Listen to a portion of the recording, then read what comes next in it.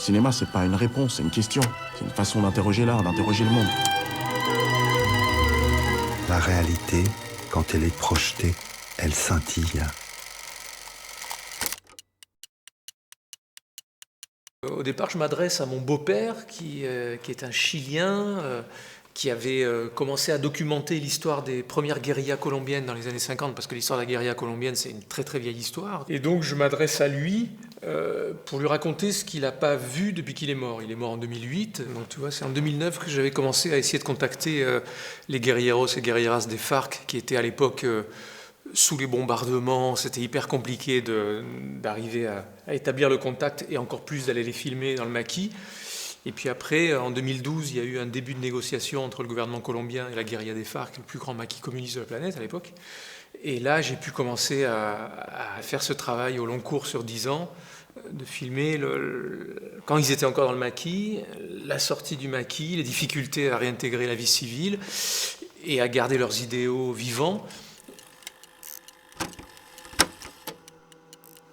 Ces gens, souvent, ont l'étiquette terroriste qui leur a été collée, parfois ou souvent même de manière totalement anormale, par les grands médias. Et les FARC, eux, ils avaient en plus l'étiquette de narco-terroristes. Eux, c'était le niveau supérieur.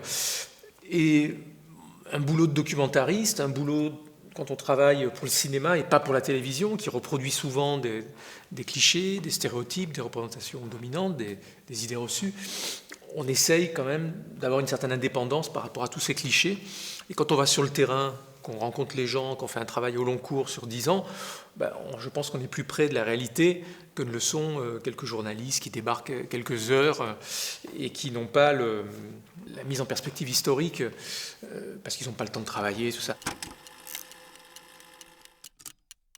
Ce sont des rebelles, des insurgés, des paysans qui, à un moment donné, ne supportaient plus de se faire opprimer.